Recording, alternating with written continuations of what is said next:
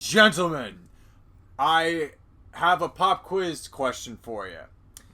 How many times has there been a song by some artist somewhere called "The Show Must Go On"? Oh, there's I Queen. can think of one off the top of my head. There's the Queen one. Nostalgia Critic used that song in his intros. Oh. Does that count? Doesn't matter, because the show's always going to go on. And the reason the show's always going to go on is because if you want to form your own band or are too lazy to form your own band, there is a video game that allows you to just act like you're in a band. And it is literally called Guitar Hero. and Rock Band. Yeah. Welcome to So to Speak. I'm Evan Mead. I'm Lyle Graniger. And we've got our guest host back, Josh Weinberg, tonight. And we are I'm going... the chief rockologist, self-prescribed. Ah, very good. So in 2005, a small independent video game developer by the name of Harmonix Music Systems had taken technology they had perfected through games like Frequency and Amplitude and created a small two-player game where you strum a strum bar on a plastic guitar, and with 5 colored buttons, you move your fingers up and down the fretboard, whether through single notes, chords, sustains, using a whammy bar. And it was a smash hit through the holiday of 2005 and well into 2006. And the first game in the series has a lot of ups and downs. Mainly the hammer-ons and pull-offs were completely broken. Mm-hmm. And the fact that it was only on the PS2 when the 360 had just come out, and we were about a year away from the PS3 and the Wii coming out, it was in a weird gray area. But the one thing that both these franchises have always had a tendency for is when it comes to curating a great song list. Because right from the beginning, even though the first game was all covers, save for the bonus songs, which were either people that worked at Harmonix that were in bands, or friends of people who worked at Harmonix that were in bands, or Guitar Hero 2, where there were 4 master recordings, and aside from the same bonus song situation, mostly covers. Some of the songs they were able to pick, even as the first game, that were covers, were pretty solid. I mean, you have a decent cover of Ozzy Osbourne's Bark at the Moon. You have Frankenstein by the Edgar Winter Group in there. You've got an instrumental-only version of Spanish Castle Magic by Jimi Hendrix. I think there were going to be vocals, but that didn't end up happening. And they tried to vary between stuff that actually is really fun to play on guitar and really challenging, and because this was published by MTV Games, stuff that was relatively popular at the time the game came out. So because this is the mid-2000s, you're going to see a lot of rock acts from the early mid-2000s that are still pretty popular. You had your Sum 41s, your Audio Slaves, your Queens of the Stone Ages, your Franz Ferdinands, things like that. Yeah. Yeah. Now, and this obviously brought Harmonix a lot more room to work with, because now we're going to move ahead really just about a year to November of 2006. Evan and I were both starting high school when Guitar Hero 2 came into the world. Yeah. And obviously this brought both the early games had co-op where one person could play guitar, the other could play bass or rhythm. But one of the first major advancements the sequel made was you finally had a practice mode where if some section was really giving you a hard time, you could go in and slow it down to master it. And while a lot of people start out on easy, where it's just the green, red, and yellow buttons, medium you add in blue, and hard and expert you add in orange. And especially with expert, things can get quite tricky. Now, a lot of people who go back and forth in terms of whether they prefer Guitar Hero 2 or the next mainline game, but the Xbox 360 version of Guitar Hero 2 was the first real introduction to what both these franchises would be accustomed to with the 7th gen, and that is downloadable content, which really adds a lot to extend this game's lifespan. And on top of having some really solid games, really solid songs in the main game, you had, let me look through here, and plus the 360 version did have extra songs on it as well. There was John the Fisherman by Primus, always a great track. Awesome. There was Yeah. decent cover of The Police's Message in a Bottle. Oh, that was a good also one. of Miserlou, which is for all the Pulp Fiction fans out there. Oh yeah, I played that song a lot. Yeah. I'm sure Lyle also played Possum Kingdom a lot as well. That was on the 360 version. That wasn't on the PS2 Yeah. version. I wish. I love the Toadies. Super If only underrated. you had done that. Well. But the DLC, and even some of the bonus tracks, I forgot to mention for the first Guitar Hero game, the first two had a lot of great bonus tracks, like All of This by Seamus or Get Ready to Rock by Freeze Pop on the first game. Lot of The Freeze second Pop. game actually brought up there was Jordan by Buckethead, so this game got Buckethead, and for a long time, Jordan was one of the hardest guitar songs people had ever seen. And all the remains tracks, 6, with some really fast strumming sections in the chorus, a Death Clock track, Thunder Horse, and Made in Mexico with Yes We Can, but we don't talk about that last one.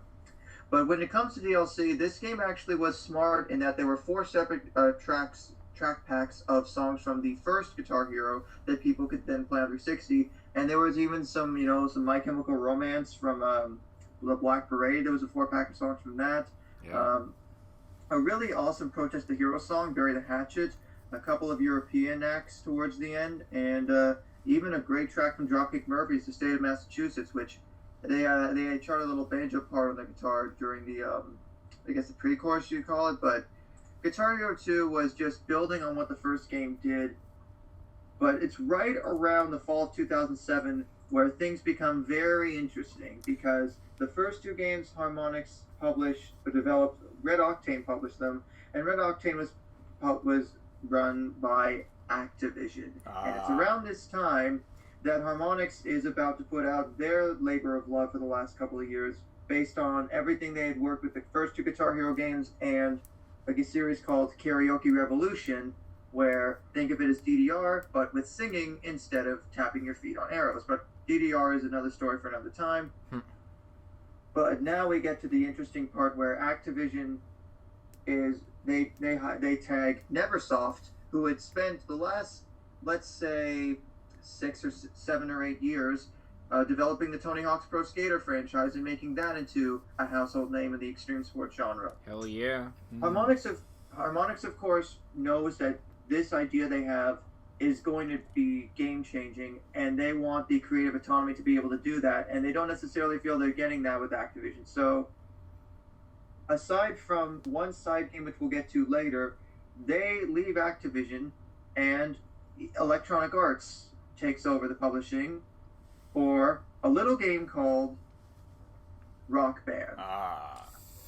And while on one side you have the first true full band rhythm game, Guitar Hero rebounded with Guitar Hero 3 Legend of Rock in the fall of 2007, and that era, basically 10th grade for me and a lot of my grade, and a lot of our high school in general, was which game do you prefer, and everywhere you went, people were playing one or the other. And Guitar Hero 3 is seen as one of the most difficult in the entire series because of how much they focused on hard guitar charts.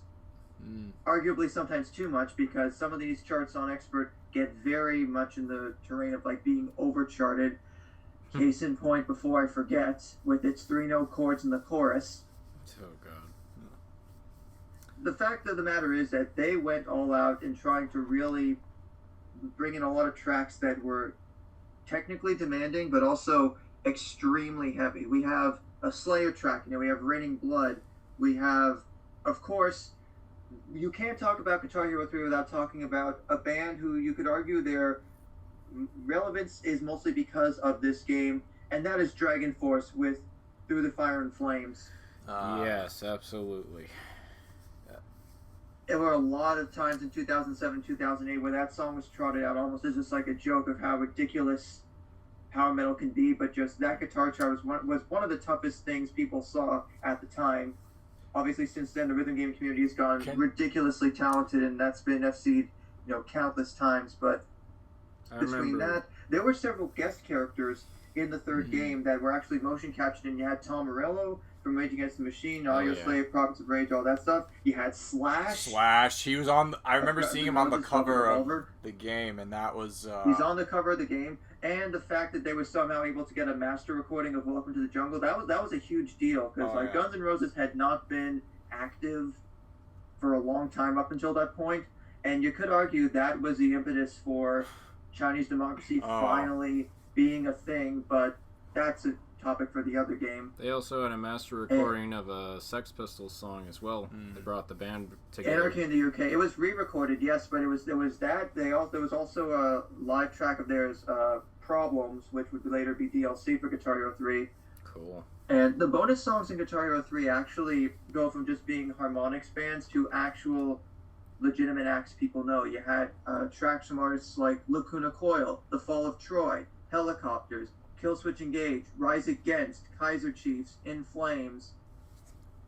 Like, the list goes on, and there was a lot more, and especially with, like, fun guitar charts. I also really like their cover of Eric Johnson's Cliffs of Dover in here. It's a fun song as it is, but just the way the guitar tone is that they were able to get in there, it's great. Yeah, it was cool. Of course, there's The Metal from Tenacious D.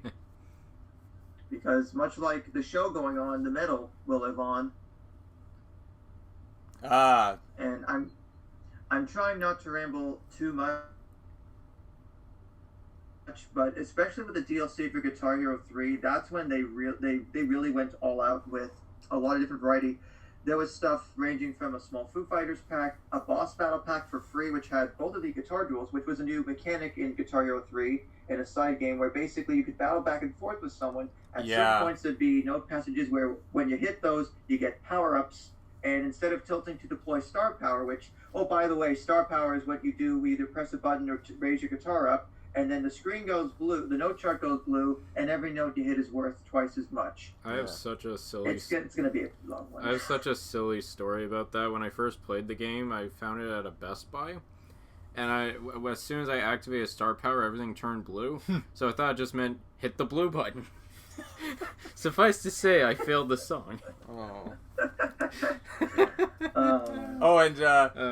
So we're kind of it's kind of jumping all over the place, but based on like your introduction to the games, 2007, like aside from Rock Band, I just remember that being like a really fun year to own an Xbox because Halo 3 and Call of Duty 4, like Halo 3, those were the Halos and the Halo franchise, the Call of Duty franchise, and the Guitar Hero franchise produced their best versions. And like, if you were an Xbox owner, as I was at the time, like that was like the thing to.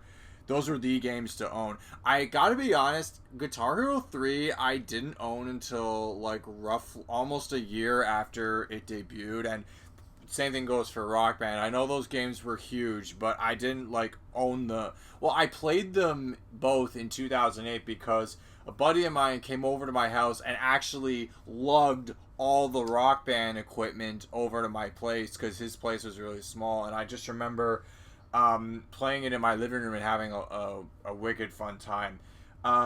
Singing was a bit of a hit and miss experience for me because I was either if I was ever going to play the game, electric guitar or singing was what I could do the best, and but only on like one of my awkward experiences with the game was actually don't try to sing songs that you have never heard before because I remember my buddy at the time, he just decided to pick Green Grass and High Tides, which is actually one of the harder songs like on all categories. Like guitar it's hard, drums it's hard. It's a very jazzy kind of a tune. And then I remember like I had never sung the song in my life or even heard it. Trying to sing it was it didn't go so well. I remember my gateway to the series was definitely Guitar Hero 3 because my mom bought it for me and showed it to me before my birthday, and I was like and she hid it underneath my bed, so every time I couldn't open it, I couldn't like play it, I couldn't even look up videos at the time because I didn't have YouTube, so I just pull it out and just kind of stare at it with such a childlike awe. I was like, I just want to see what's inside. I want to hold this guitar in my hands. I know it's not real, but it feels like the next best thing. It's challenging, but as one of the covers in the first Rock Band, which my first memories of Guitar Hero were not until the GH3 era, as well as I initially had the game on PS2. It wasn't until around 2010 or so when I actually did finally start to get the 7th gen era Guitar Hero games. Rock Band was where things really changed, because now we're getting into, this is the series where people have started to learn to play instruments. Hello.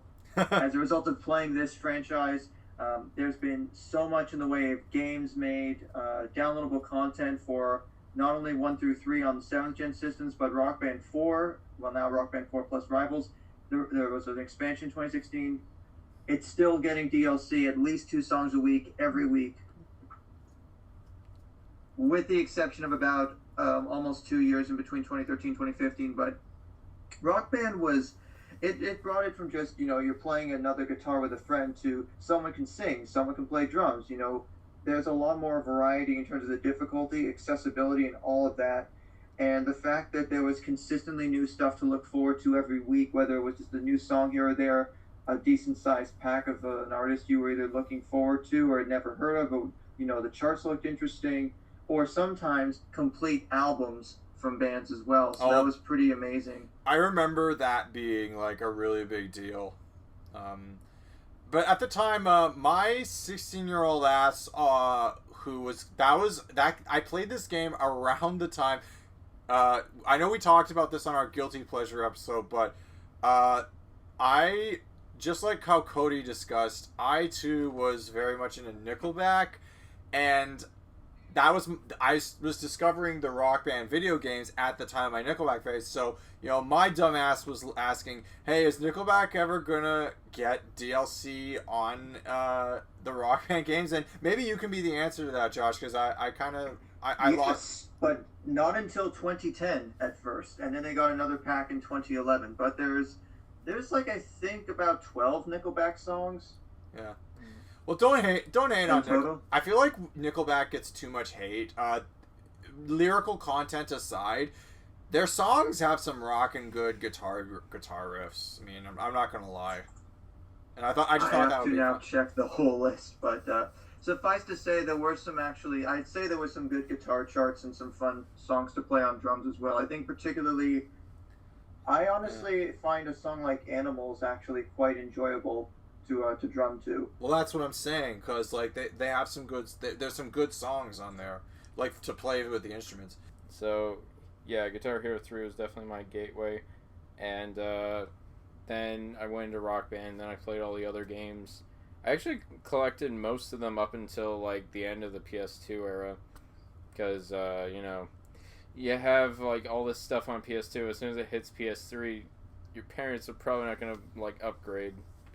So that's where I petered off. So I never got to experience like the DLC content of any of these games. So that was too bad.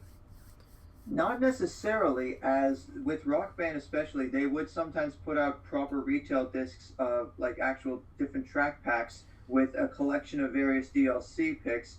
And in the case of ones like the metal or country ones, there were actually songs exclusive to those packs where if you wanted to export those to other games in the series, you would have to pay a small import fee, which is something Rock Band did that is pretty unheard of in terms of forward compatibility, because I think it's not, a lot of these are not available anymore because, again, it's, if you're in the rhythm game community, you're going to hear this phrase a lot. Licensing is hard. Yeah, I remember. And as a result, and I remember the first game. Sorry, I'm saying I remember this because I got. I believe I eventually did own Rock Band 2, and then there was like this big concern, like, oh, is all the DLC going to transfer over? And then my family was relieved, like, oh yeah, it does, cool. Like you could play the whole library from the first game, and all the DLC, and yeah, big relief. But the way it worked with the first game was it was actually more of like a key that would just sort of take the songs from the first, like you would have to go into an update for Rock Band 1. It would actually take the files and rip them to your hard drive, whichever directory it was stored in, and then from there, that's how Rock Band 2 would read the files. For Rock Band 2 onwards, it's just sort of like an entitlement thing where it gives you you have to put in a code, and then from there, it allows you to download stuff. But the fact that existing songs could carry forward, and in most cases, almost entire games could carry forward from one to the next. Like almost all of Rock Band 2 went into 3, all of Rock Band 3 would go into 4, and in some of the side games, all or almost all of those tracks would carry over. Guitar Hero would also do that forward compatibility in terms of importing stuff as well to varying degrees of completion. Now here's a question. But, did any of you play the portable games? Oh, on the DS? Yeah.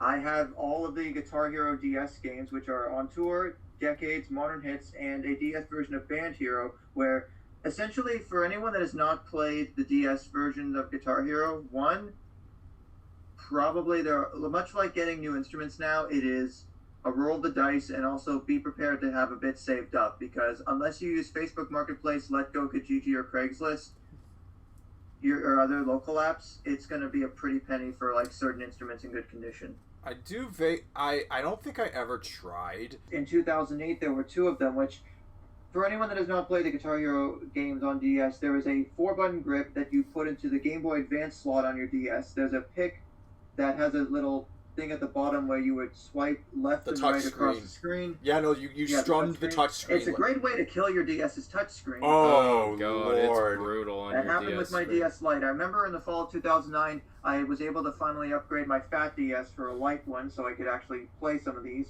But within 3 years, the screen was dead, and at this point, I don't really have any motivation or interest to repair it. But there were some good songs on that track list. The only problem was customers were seeing the DS games. They were seeing things like Guitar Hero in the arcade, which is literally just a not greatly coded port of GH3. There was Guitar Hero Carabiner, which is like a Tiger Electronics handheld on a carabiner-sized little plastic guitar thing that you could hook to your pocket.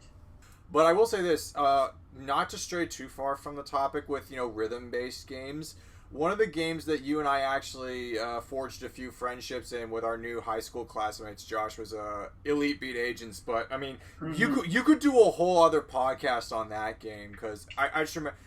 Well, while we're on the topic, the mid-late 2000s was like a great time to be someone getting into rhythm games, because you had so much to choose from. Yeah. Yeah, no, and Elite Beat Agents had some good covers too. So back to the Rock Band and Guitar Hero games.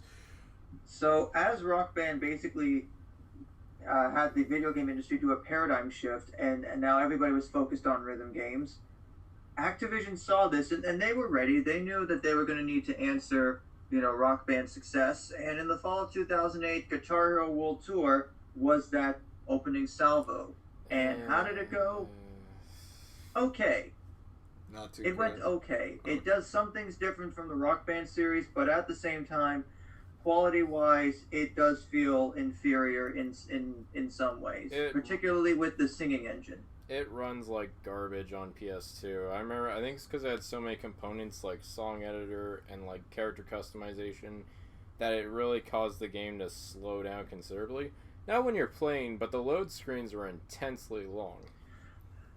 I think that's the problem. I rented World Tour on PS2. This was just before I got a PS3, and I can attest the fact that PS2 games were still coming out several years into 7th gen, the effort shows. Yeah.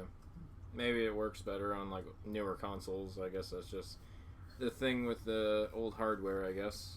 There were some things World Tour did to distinguish itself from Rock Band. Of course, the drum set being different was one factor. You had a red, blue, green pad set up for snare, high tom, low tom, and 2 cymbals, yellow and orange, which were meant to actually more accurately capture the feeling of, actually playing a real drum set. And it works. There was a velocity sensitivity thing where you get more points the harder you hit certain notes. Although it was really only for the Guitar Hero drum sets at first. Later games would add support for Rock Band drum sets as, more people did that. The GH Tunes and Music Studio stuff was kind of revolutionary in that it allowed people who wouldn't necessarily know a lot about song creation and using recording software to make their own charts and actual songs in some way. Granted, it's still going to sound like MIDI stuff, which some can take or leave, but it was a start. And the fact people could upload their tracks to GH Tunes, where anyone could download and then play other people's created charts, it was an interesting bit of, actual user-generated content. But we'll get back to how Harmonix was able to integrate their own take on UGC a little later. But Guitar Hero World Tour was, from a song list perspective, it had some pretty impressive gets. I mean, one of the first things off the bat is that it's one of the few games to actually have a Michael Jackson song in there. I know that might sound like not great taste now, but him again.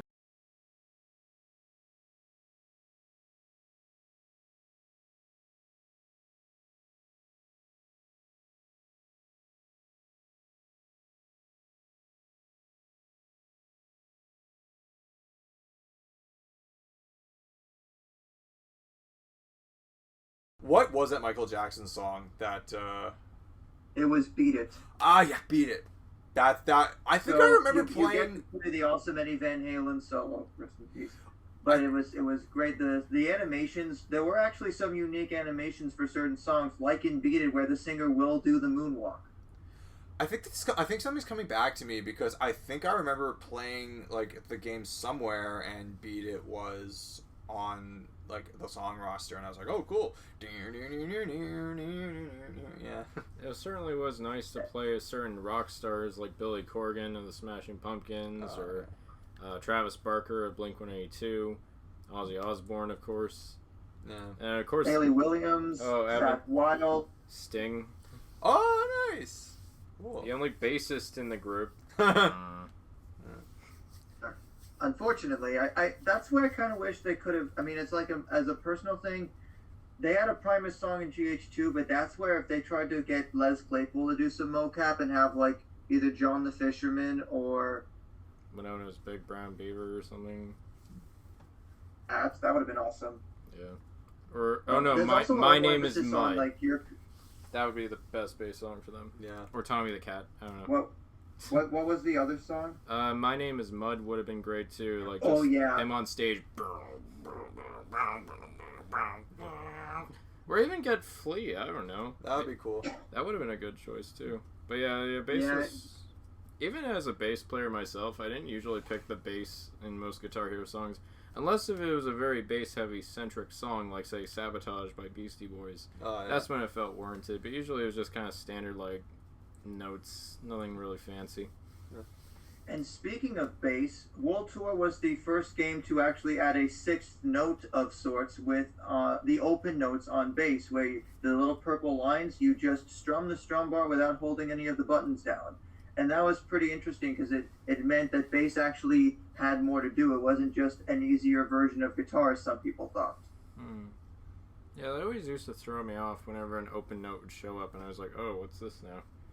Or it had this thing up the neck. It was like a solo bar on the guitar. Yeah, the touch strip on the guitars from World Tour onwards was a weird thing, because it was meant to be, they wanted people to actually either like tap the different spots like you would tap on a real guitar, or to slide your hand up and down to catch notes, but it's not for everybody, and I think there are options in later games to actually turn the touch strip off, and I'd recommend that. The crazy thing was that they managed to get like 2 Jimi Hendrix songs for this game, which was pretty unheard of at the time. Nice. And they actually had an impersonator do mocap, so it looked like you could actually play as Jimmy. Yeah, and you only play his songs, which is something that's going to come up in the series.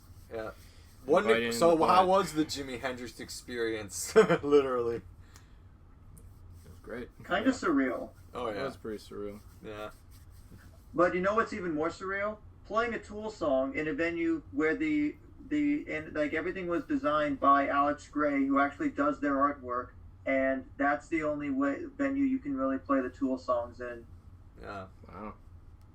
That was like part of the impetus for getting Tool, but hey, you got Parabola, Schism, and Vicarious. And Vicarious itself, like, I first heard of Tool mainly because of World Tour, but the breakdown around like 3:30 something into Vicarious after the "Why Can't We Just Admit It" part, that ba da da da da da da da da da, and it just builds on top of that. That's a lot of fun. As much as of course the DLC with drums and everything, there's also and vocals. There are the freeform sections where on drums you can hit whatever you want. The more notes you hit, the more points get added to your score. On vocals, the more you sing and the more consistently you sing, the more the multiplier for your score goes up. I don't want to have everything run together, but this was the first real game after 3 where there was a lot of consistent post-launch support. There was a title update / update for PS3 systems. 360 games have title updates. It's a weird term thing to distinguish between, but a lot of good World Tour DLC, a good chunk of it free, a lot of songs people would not have expected to see in a rhythm game, and a few other free things. Now, Rock Band 2. This is where, after a year of playing on our friend Brandon's instead of instruments, after playing drums on Expert for a while, this was where I finally got a PS3 for the holidays in 2008. I got a full band set for PS3, so I had my own guitar and drum set now. And this was where I actually finally got to enjoy how fantastic this is. And that fall of 2008 was a magical time.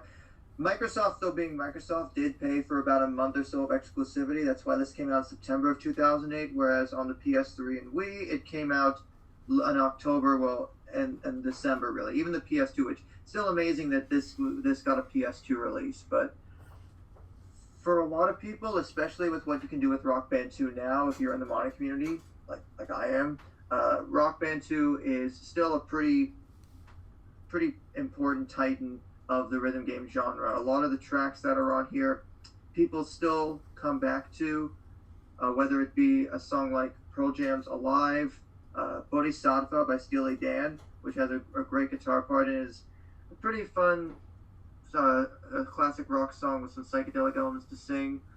You had some of the new metal remnants, like you had Down with the Sickness, you had One Step Closer, you had things like that.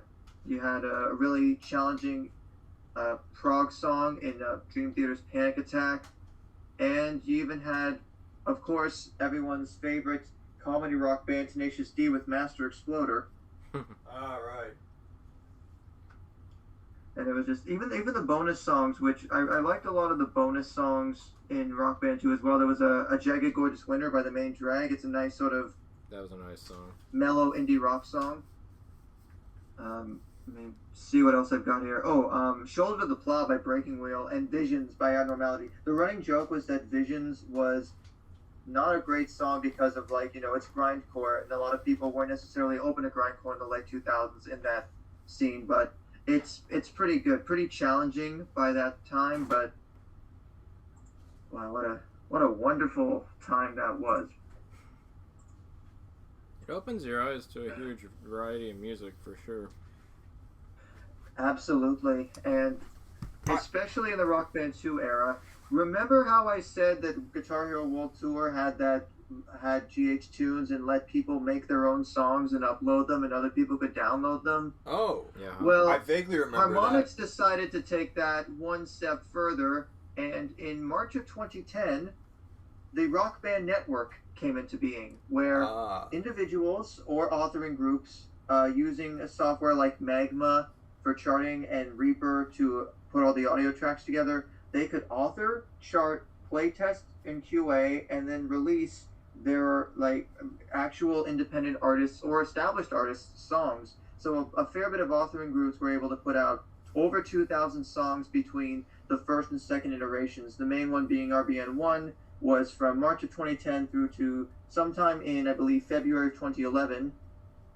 And then RBN 2.0, which was when Rock Band 3 came out, which we'll be coming up on shortly. That's where you can have vocal harmonies and keys and a lot of features Rock Band 3 would have. But if you thought making your own MIDI song was one thing, actually working with people to chart actual good sounding instrumental stems and have it actually play, usually pretty decently if it's a good authoring group, it was huge, because a lot of smaller acts were able to get way more exposure than they ever thought possible as a result of this. And I know between PS3 and 360, I've gotten hundreds of RBN tracks, and there was so much variety. Some of my favorite artists I found because of the Rock Band Network. Like I mentioned on the favorite albums episode, Jukebox the Ghost. They had 6 tracks from Everything Under the Sun in Rock Band in 2011, and I have all of them on both, and it was fantastic. Jonathan Colton, someone that a friend of ours in high school got me into around 10th, 11th grade, a bunch of his songs are on here. Established acts like Evanescence, Third Eye Blind,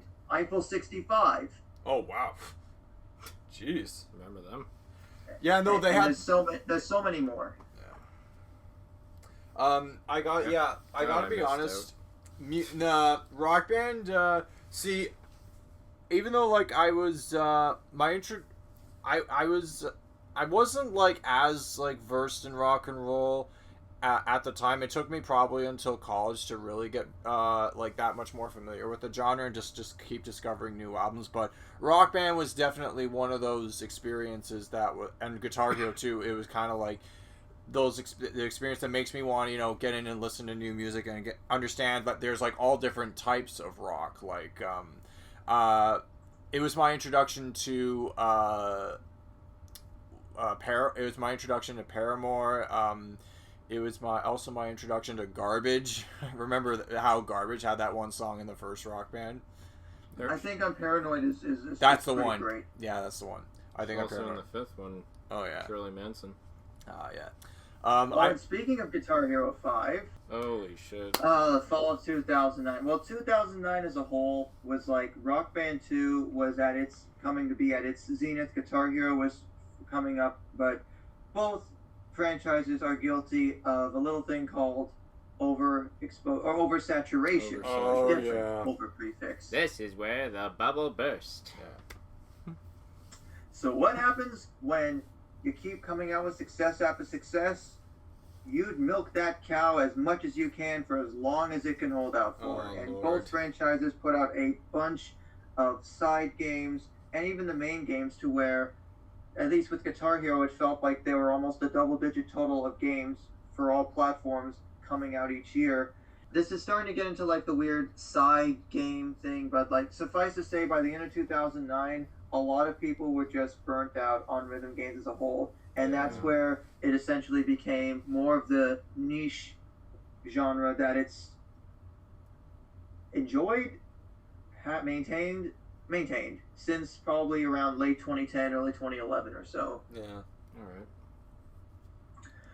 But Guitar Hero 5, I remember actually when this came out, I was going with my bubby to the Ontario Science Center, and I think on the way, it was either before or on the way back, the Best Buy that was in my area had a kiosk of it, so I think my dad and I went somewhere, I think my dad and I went to the Science Center and I saw my bubby afterwards, but like he was gonna go look at some stuff and I was like, okay, I'm just gonna be at the kiosk.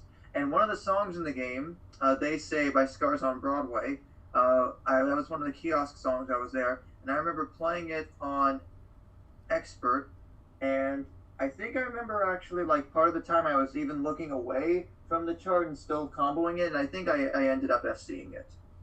Damn. So that was fun.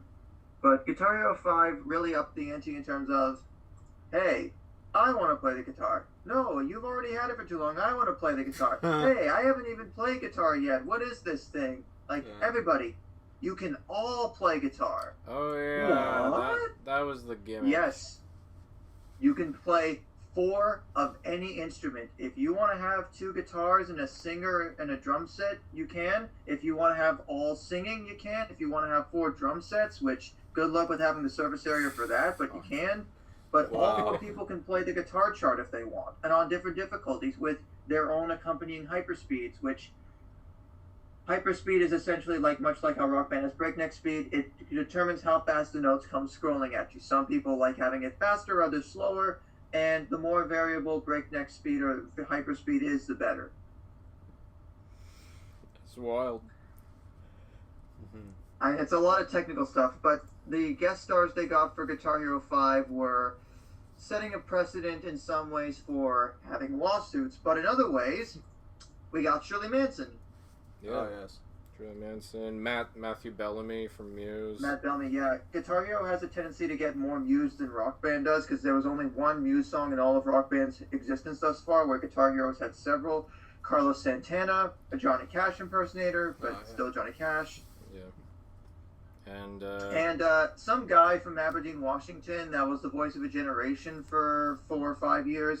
I think he was in a band that was called Enlightenment or something. Yeah, Zen. Happiness.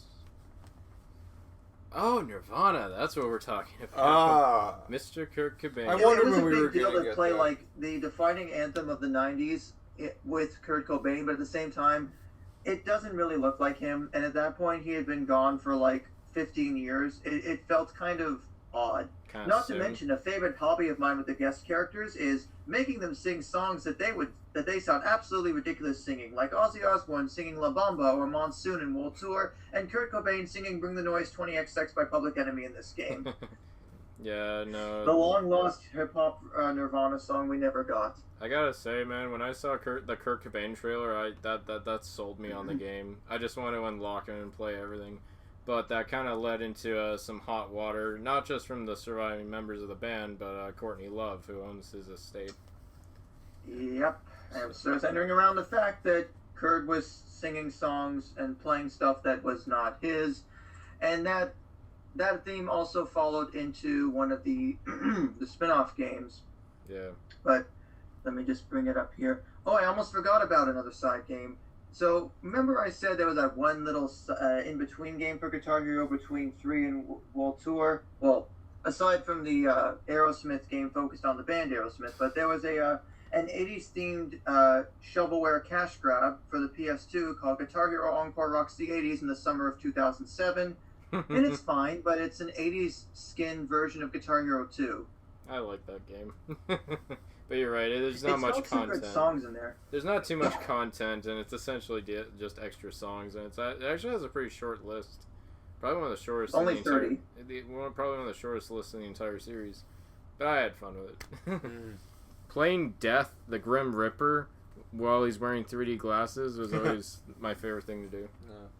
Hey, I wonder if Stranger Things is going to do that sometime. Oh, yeah. That sounds like a Stranger Things thing. They'll for put them. 3D Stranger glasses Things. on the Demogorgon someday. Yeah. It's not scary anymore. I mean, they've already made the 80s completely irrelevant. Well, a lot of things have made the 80s completely irrelevant, but that was a game. Let me ask you something. Have you ever thought, you know, this heavy rock and metal and sometimes intense leaning game series, it's too intense for my younger nieces or nephews or my younger siblings that are just like getting into music? Well, is Band Hero the game for them? If they were in November of 2009, that is. That game killed it for me. I'm sorry. Band Hero. What is this Band There Hero? are a lot of actually good songs on there. It's just, again, the Oversaturation really killed its chances of holding up. Yeah. It ran even worse than think World Tour for me. That's my take. Because let me think, it's like, you know, I've always wondered what Taylor Swift would look like singing a song like Turn Off the Light, or like Whoa, or So Yesterday. Back when she was basically country before she turned into a pop star. It was around the Fearless era, so when the pop country was still very much a thing. And like with modding stuff, there have been debug menus for every Neversoft era Guitar Hero game floating around. But the funny thing, I was able to do this past week was I was able to get my career band to play a song like First Date by Blink-182, which was in the Van Halen side game, but then there was a re-release of it as Guitar Hero 5 DLC. But apparently with male or female charts, like males can sing songs that are the opposite gender, but females can't. It'll automatically change it for a male singer. But the fact that I was able to have Taylor Swift singing Blink-182 was just hilarious. That's But great. even getting her at like the peak of her country era was pretty notable. And then there were you had Adam Levine of Maroon 5 in there with a decent early Maroon 5 track, and She Will Be Loved. Oh, that's a great one. I like that song. That's a good song. It is, but I'm like, you had Harder to Breathe as a DLC in the Guitar Hero 5 era. Couldn't you have put that on disc? Or Yeah, that's true. something like that? It still came out at least. And you had the members of No Doubt as well, which Tony Canal, the bassist, looks fine, but the rest of them just kind of, there's something off about them. I think that can be said for a lot of the character models in the Guitar Hero and Rock Band era. Like, some of them do look a little off. Like, I get skeeved out whenever I see Steven Tyler, like, in his big gaping mouth. Oh, yeah, it's the lips. Yeah. Even back then, it was the lips. Yeah. Or like Kurt Cobain and his mouth full of cotton balls every time he sang. Oh, Lord. It's hard to bargle marbles off with all those these marbles in his my mouth. mouth. The weirdest thing about the soundtrack of Band Hero was that there were some actually really solid choices, but they were stuck on a game that few people would really know about. Like, you got Happy Together, which is like a classic rock staple. You have great. Mr. Roboto, which is, again, one of the 4 songs on Band Hero that did not export to either games like Guitar Hero 5 or the 6th game in the series. There was Wannabe and YMCA.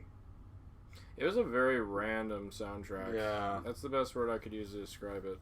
It is random, because, like, who was clamoring for Joss Stone in 2009 exactly? I don't know. But, I mean, to counter that, I do enjoy tracks like Put Your Records On, Turn Off the Light. I'm trying to think. Obviously, YMCA. The chart for Ocean Avenue, they all charted the violin passages towards the end, which I'm always all for alt charting in most cases. It adds some variety. Black Cat, that guitar solo is awesome.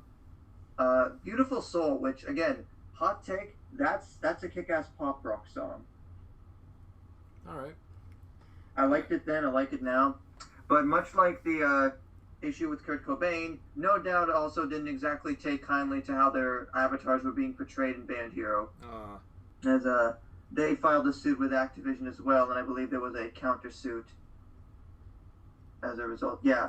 So this was a day following the Band Hero's release, they filed a lawsuit against them because the avatars could be used to play any of the songs in the game. Apparently, though, the case was settled in October of 2012, so well after the games became irrelevant.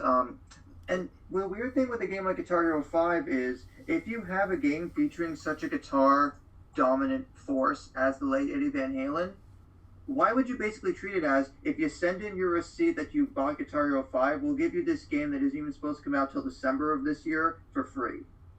What does that say about your faith in the product when you're willing to literally give it away to Americans, mind you?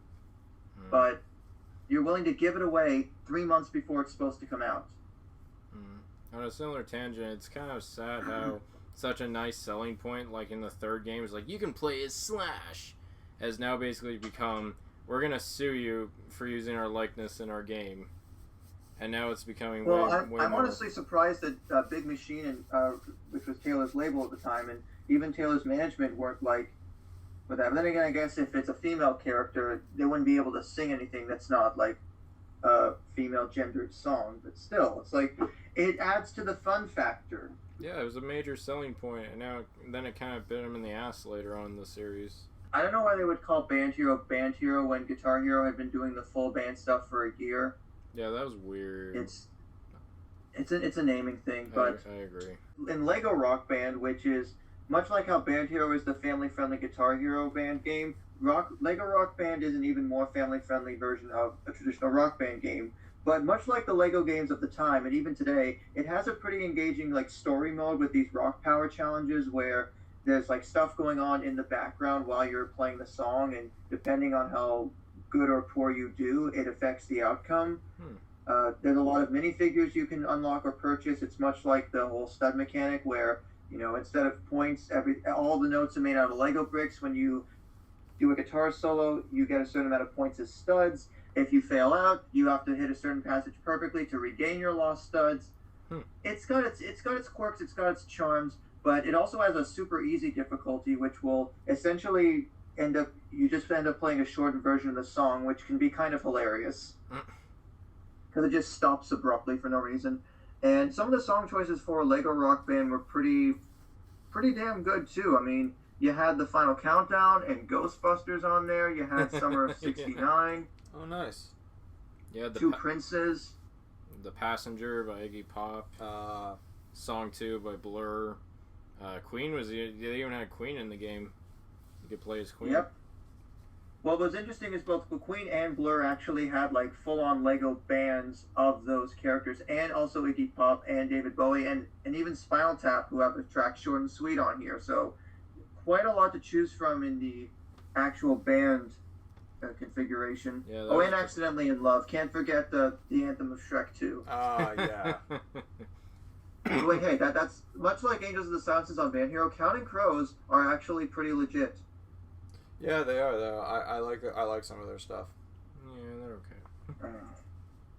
Oh my God, there's so many games. Rock Band had its own sort of side games as well, and they threw one hell of a right hook when their first actual proper artist game is probably about as legendary as you can get.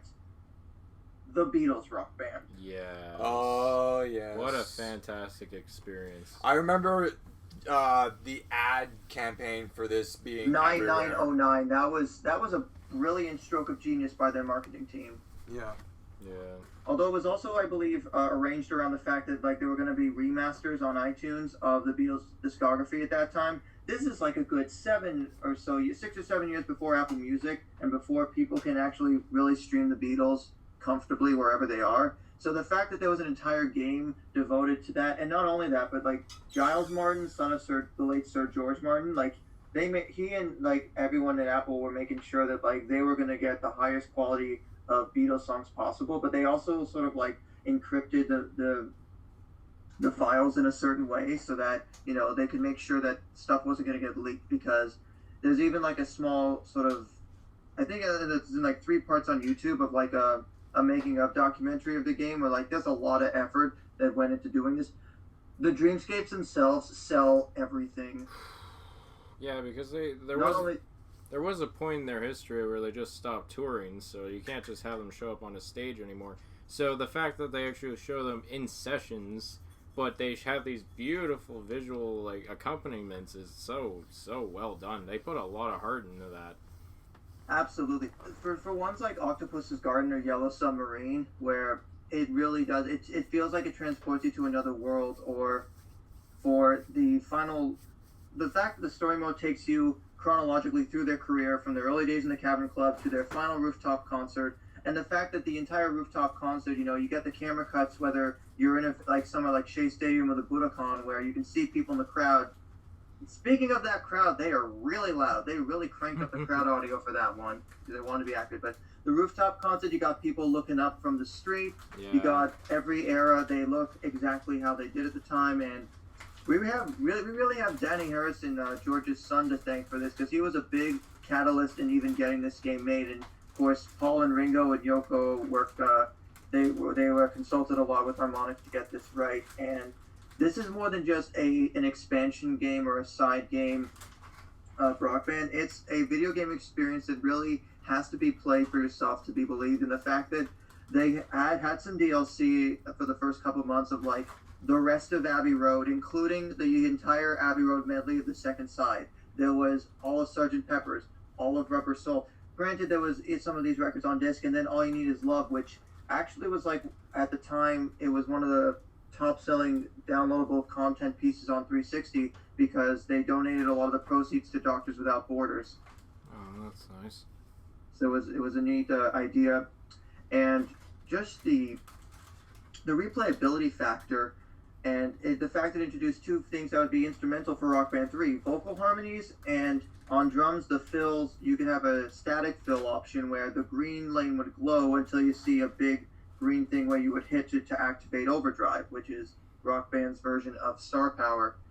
But it was just something where they went all out to do it, and even though the DLC for this was delisted in 2016, the fact that there's still even such a strong community for implementing custom songs for Beatles Rock Band, which is kind of jarring because it's like you can see it's the lip syncs trying to match up, but like obviously the animations and Dreamscapes, while still incredibly unique that they're custom ones in their own right, are not going to be the same as on disc. But it was a great, like, they knew that there was no going to be topping the Beatles for if they were going to do another band game. Yeah. And then they followed it up with the next logical thing, Green Day.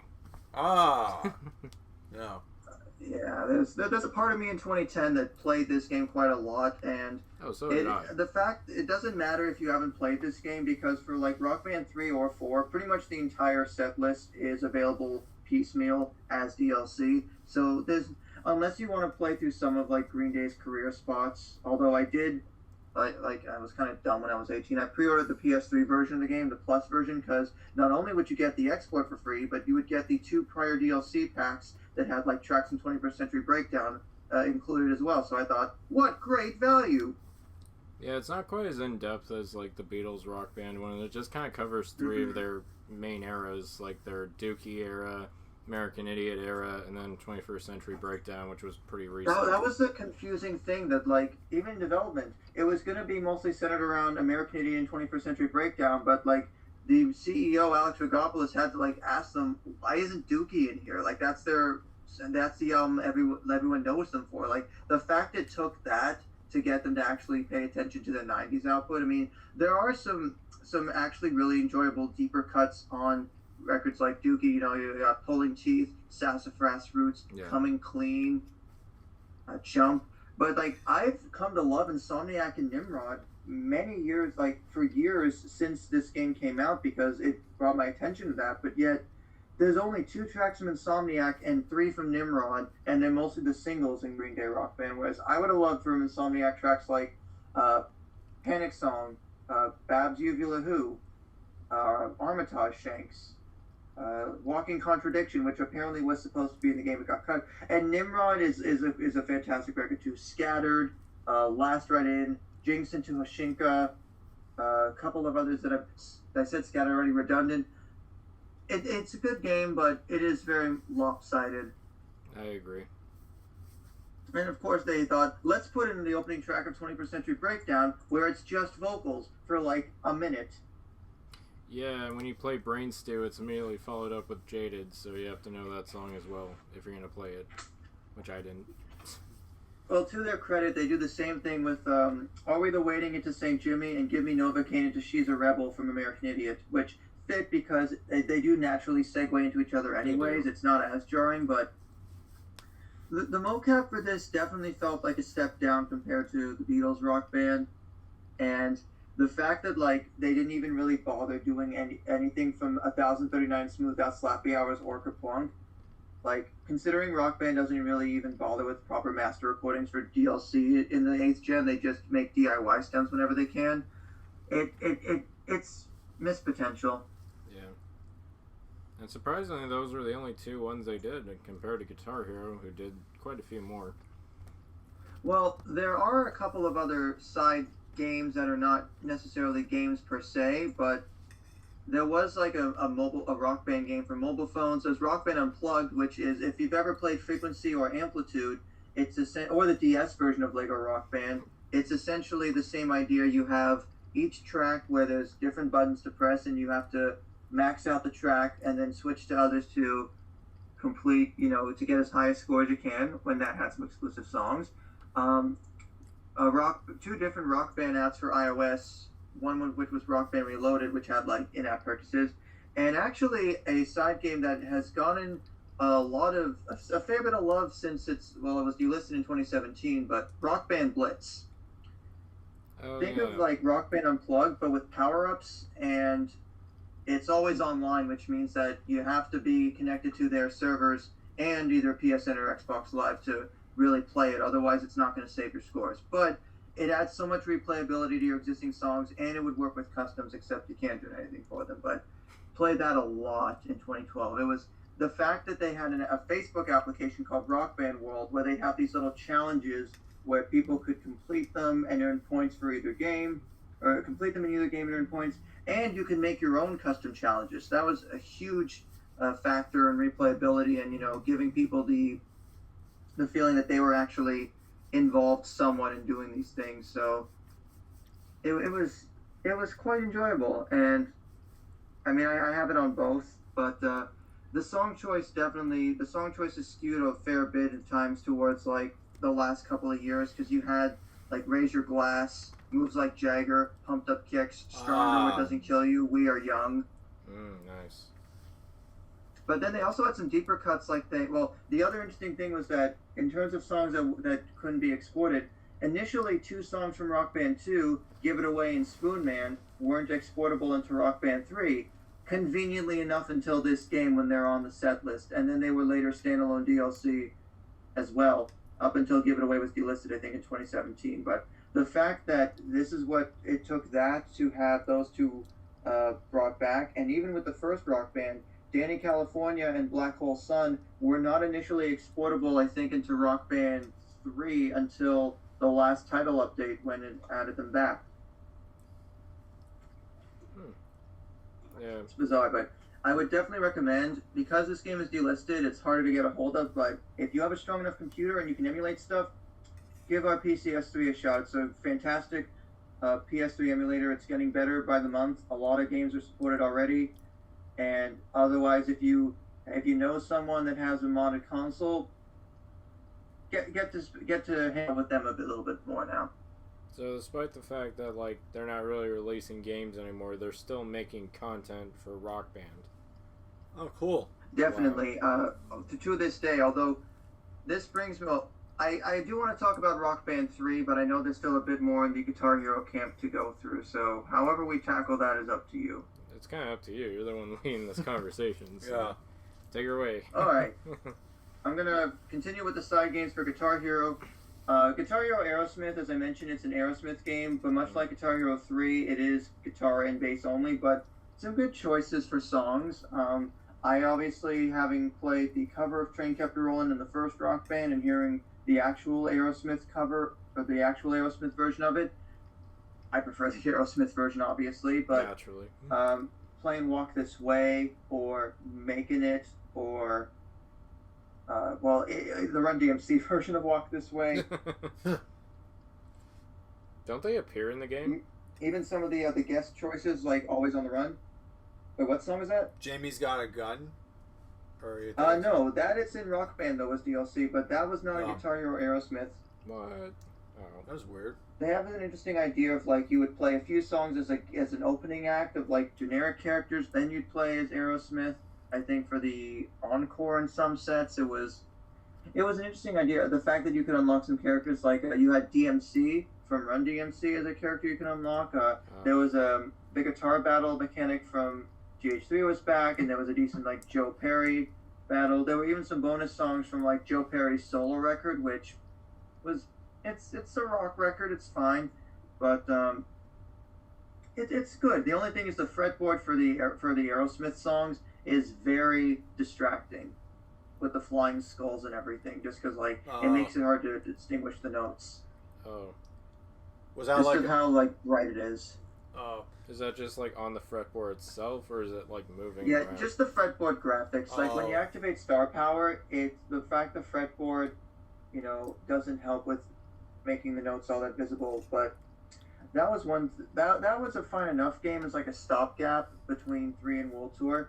Then we get to Metallica, and that's where you could tell they had a lot more involvement. Metallica got a lot more involved in not only really picking the guest artists, but like it feels more like a love letter to Metallica lore. And it was tough on pretty much every instrument. The song choices for both Metallica and the guest artists felt like they were really trying to pick as much from their glory day, like much from their 80s and early 90s output as they could.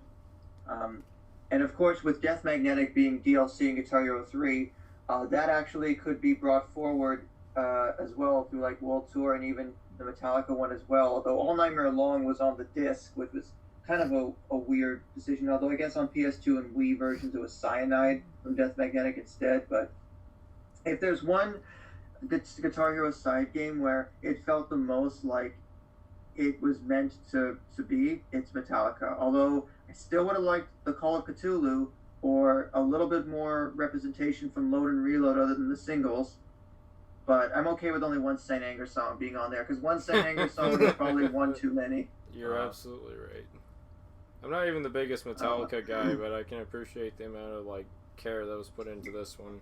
And even though it was nice to see like Aerosmith clips like in the other game, this one was pretty epic in and of itself. Now, what if I were to tell you that all those songs where you can only play guitar or bass on the PS2 era, well, you could play with the entire band now. Oh. Oh no, are you talking about the smash hits? Guitar Hero Smash Hits. June of 2009, again, during the Oversaturation era. Amalgamation of songs from 1, 2, 3, 80s, and one Aerosmith song, all mashed together. But some good choices were brought back. We had a proper Bark at the Moon. We had, let me see here. We had an actual Freebird this time. We had Hey You by the Exies, which is, as like a early mid-2000s radio rock song, I don't mind it. We had a Heart-Shaped Box. We had Killing in the Name. Now, of course, Raining Blood, which that was a crazy enough chart in Guitar Hero 3, but of course, Beanox, who developed this particular game, thought it'd be a great idea to have a 5-note chord with star power as the very last note, I guess for dramatic effect. Get that pinky in there. Now, were these the cover versions of these tracks, or were they master recordings? No, these are all master recordings now. Okay, well, that's an improvement. It definitely is. The one weird thing is that, well, much like, of course, much like Guitar Hero 3, Through the Fire and Flames is the last proper song, although you're playing a venue that's like you're on a boat in the middle of a river or in Quebec City, which I guess makes sense since Beanox is based in Quebec City, but Smash Hits still has the World Tour engine, which Metallica does too, but some of these games do feel like the World Tour engine is really showing its age, especially when even in World Tour, watching the drummer just felt like they were in a different universe because nothing felt on beat at all. Oh, you mean like the Avatar? Yeah, no, the character models for the drums, it's like they're playing stuff and it doesn't even feel fluid because just like the animations were not quite there yet. But it's fun enough. The venues being based around various wonders of the world are kind of cool, but I don't go back to it too much, especially when like most of the songs I do enjoy are, forward compatible with the newer games in the series. But it was a neat idea. It just didn't exactly feel like it needed to happen, or if it was going to, it should have been, left in the oven a little more to actually have more of a sort of like more of a shout out to Harmonix, because without them, Guitar Hero, as we know it, wouldn't have really gotten to the point it was at that time. I do feel like it's a bit of a cash grab, if I'm being honest. Oh, it definitely is. Yeah. But not as much of a cash grab as Guitar Hero Van Halen. Oh my god. Like I said before, the worst thing about it is that its potential was kneecapped because of how many games came out. And again, what does it say about Activision's faith in the game when it's being given out to Americans 3 months before for getting the actual game people like, which is 5? But it had its good moments too. I mean, again, Eddie Van Halen was and will always be one of the quintessential guitarists of the modern era, and there are so many of his guitar parts in here that, as challenging as they are very rewarding to play. I mean, there's no way you wouldn't start with Eruption and not just have that sense of intensity, even if it is mostly guitar. But you've got tracks on here like Ain't Talking About Love, Running with the Devil, Jump, Hot for Teacher, which, while also being in Guitar Hero World Tour, has Expert Plus on drums, so it's even tougher. I'm the One, which has a ridiculous solo. Romeo Delight, which is actually a really good song from, I think, Van Halen 2, I want to say. Women and Children First. That is quite rewarding.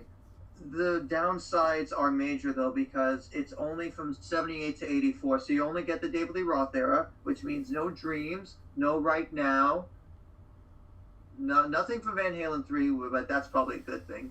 Yeah. Sorry, Gary Sharon. You did your best. But the fact that Michael Anthony had left Van Halen by this time, so his son Wolfgang Van Halen, Eddie Van Halen's son Wolfgang, was the bassist at this time, so he's in the game, but before he even existed. Yeah. So it's kind of awkward. Now I'm going to read off some of these song choices, and let me tell you if some of them sort of ring true as, like, either they were inspired or influenced by Van Halen, or Van Halen, either had them open for them or they liked them. Weezer, Killswitch Engage, Blink-182, Jimmy Eat World, The Offspring, Oh. Third Eye Blind, Fountains of Wayne. Just totally clicks with But me. hey, I will say for a long time, being able to say that you FC'd Stacy's mom was kind of a hilarious joke. I mean, I guess they had to have a broad appeal, so that's why they picked more like softer stuff. Well, no, it's more Wolfgang picked the guest acts. But at the same time, Come to Life, Come to Life and the Takedown are the two, and I guess Stacy's mom are the three, and even Dope Nose by Weezer. Those four were like, I enjoyed playing those, and even Come to Life and the Takedown have quite enjoyable guitar solos in them. Even the Takedown has the violin charted in the bridge again, and I really wish that song would have come to Rock Band, but it just kind of feels like it's an amalgamation of songs Rock Band either already had or would get, and it's just, you know, whatever Wolfgang listened to at the time. Which, so you can kind of see the disparity there. But I kind of respect it for being made, but like the fact, I remember even in grade 12, I asked my dad if he could get me a promo copy of the game on PS3 on eBay, since I figured it was already out by like October of 2009. People were already getting their early copies, and I thought, I'm not going to wait till December to pay full price for something, necessarily. And then I ended up earlier this year finding on eBay a 360 promo copy, and I figured, well, it looks cool, but the mixed reviews don't lie. Yeah, it's kind of flimsy for like a band-centric game, which is too bad because I really do love Van Halen. But even I think I was just burnt out, but I just got really bored with some of these games. I never really got through the entire soundtrack. And that's totally understandable. I mean, even going back to some of these, I mean, I go back to them because with the debug menus, as I mentioned before, it's really fun to mess around with things. It's like, you know, not even really have to grind out career modes and stuff. Although this being developed by Underground Development, who were formerly known as Z-Axis Games, and essentially their last proper game, they only really developed this game, and then they got shut down. They were dissolved in February 2010, so a fitting fate for a studio that never really had much of a chance. But bummer.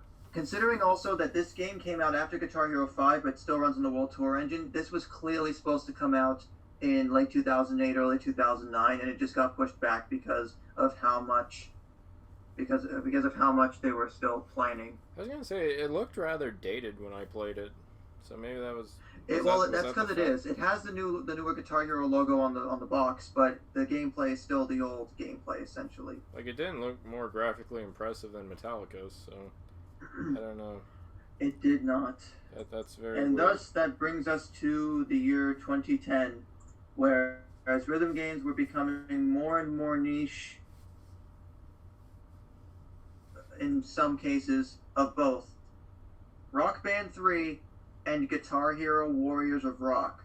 But whereas Rock Band went actually more on the realistic side with pro instruments, there was a pro guitar, there was, I believe, a Mustang guitar and a Fender Squier guitar that you could actually play pro upgraded versions of songs, where there was essentially, much like how you have on a real guitar, all the different strings and frets, they were tabbed that way. There was a keyboard peripheral with pro keys parts, so it was like you were actually playing a piano, though MIDI instruments do work as well, which Guitar Hero has done this too. You can actually use the drum brain from a Guitar Hero or Rock Band kit, although with Rock Band you need an adapter, which you still do, especially nowadays. And you can actually use an electronic drum set or a keyboard and actually play in the game. It was kind of cool. Vocal harmonies are there. That's some and cool just the whole innovation. scope of the game. That's some cool innovation there. I feel like we're missing. It is. I mean, it builds on stuff from Beatles and Green Day, but it's the most. Some people it's to go between 2 and 3, but for me, I think 3 is just the most complete and fully formed Rock Band game to this point, just because of everything it offered. There was an all instruments mode where you could have everybody playing at once. The thing is, though, especially in the first few months of DLC, the choices did tend to favor the keyboard, but hey, we got Billy Joel out of the deal and a bunch of Queen and Elton John later on. I ain't complaining. Yeah, I wish I could have experienced. And we got piano. Yes on the disc. We got Roundabout. We got The Con. We got Combat Baby. We got Crosstown Traffic. A live Beach Boys track. Jerry was a race car driver. Oh, nice. King George. Dover's King George is underrated, and I will not hear otherwise. Cool. There's so much on here. I feel like we kind of missed something. Speaking of like new peripherals, Remember DJ Hero? Oh yeah. Vaguely. I never played it. It looked like I had heard of it at the time, but I've gotten into it a fair bit in the last couple of years. Oh, you have it. So how does... Hero, Of course. yeah, no, I've got a turntable controller for both 360 and PS3. Well, how does one... Can you explain the mechanics? How does one play a DJ Hero? Is it like Elite Beat Agents or... So this is the 360 turntable controller that I'm holding currently. You basically have your volume for different. You can use this to sort of. It's like a whammy bar on a guitar. You turn the knob and you can adjust the pitch of the audio going. You've got your fader, which part of the mechanic is to either keep it in the middle or switch between the different tracks. So for cross fading, that gets especially difficult on Hard and Expert. And you've got the platter part where the green and blue buttons are for notes, and the red one again is for samples, but it gets really hard to keep up with everything in the moment, but it allows for some really neat mix opportunities, and the fact that, freestyle games, now known as, Ubisoft Leamington, were really instrumental in getting a lot of the actual mixes and stuff in there. They did some in-house mixes. They got DJ Shadow to do a bunch of mixes. They had Daft Punk do an exclusive mix, and also Daft Punk were playable characters in the first one. And that's why one of my favorite mixes is the mix of Robot Rock and Queen's We Will Rock You. Oh yeah! It works really well. I've heard that. It's really cool. Have hybrid songs. Yeah.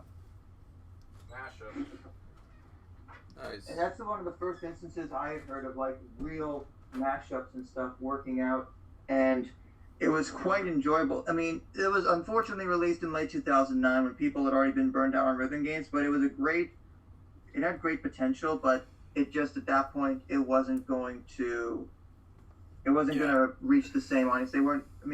People that were into more of the rock and metal stuff were not going to necessarily give hip hop a chance at the time, but in hindsight, it's done great, and the sequel in 2010 and built on that a lot. And well, the first game did have some songs that you could use a Guitar Hero controller with and actually play guitar in the DJ game. It was meant as more of like a multiplayer thing, not so much for single player only stuff. But despite the fact that, much like all the Guitar Hero DLC, it was all delisted in 2014. But again, if you have them on to 360 or PS3 or know somebody who does, turn them on to this game. Or even if you don't, consider finding a used copy of 1 and 2 and try and find a turntable controller as cheap as possible, whether that be a Goodwill or Value Village or online locally somewhere.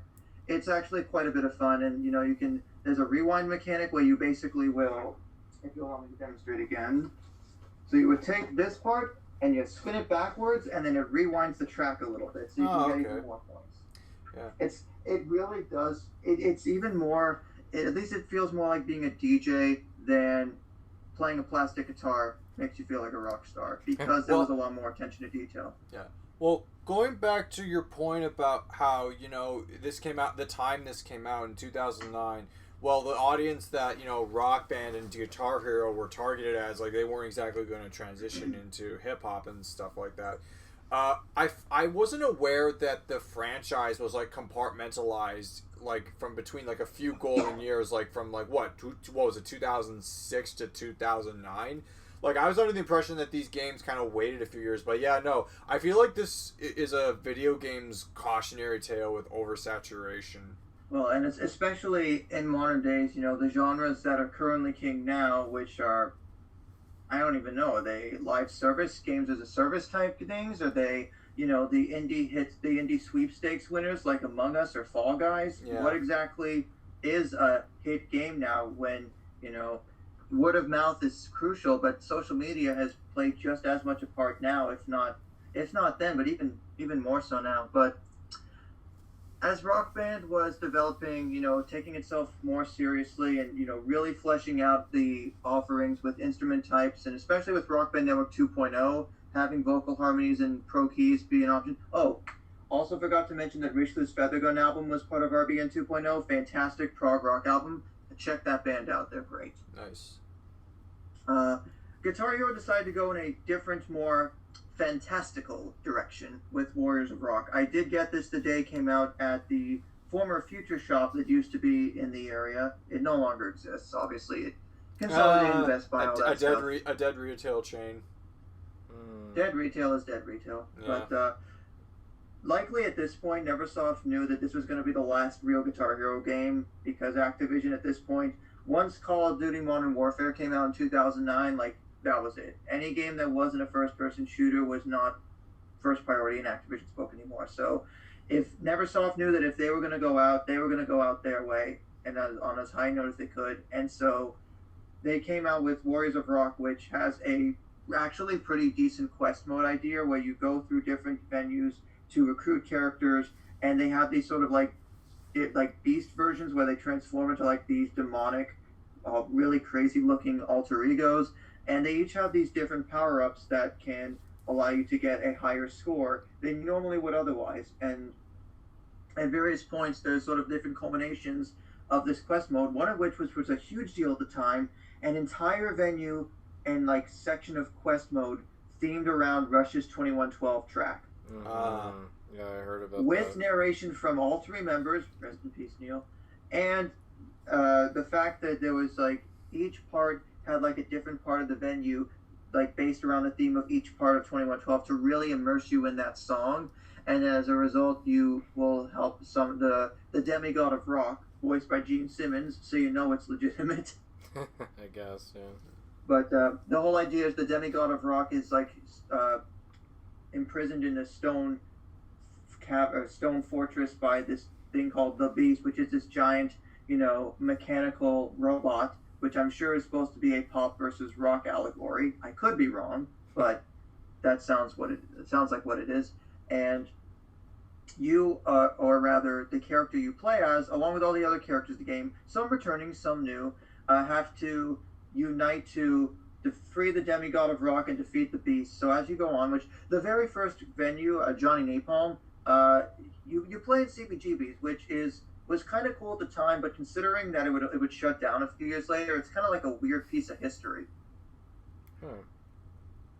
But the neat thing is just like how much the powers make or break the game, because if you really are all about the score and about maximizing the most out of your guitar stuff, it really Warriors of Rock really pushes the engine to its limits in that you can get upwards of like, so on certain songs, sometimes 10 or more, and while 5 and onwards introduce a 6th star for a full combo, hitting every single note.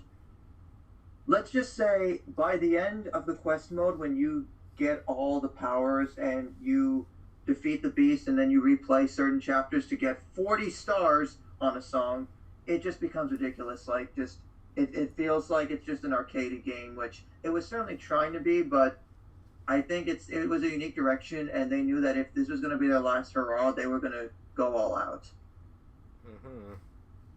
Surprised it's so character based. Given how in a way it is, but it's more like trying to diversify certain characters, because each character has a unique power up that affects certain things, like a higher score multiplier. When you get a star power phrase, it will be it fills it up all the way instead of just like a small portion.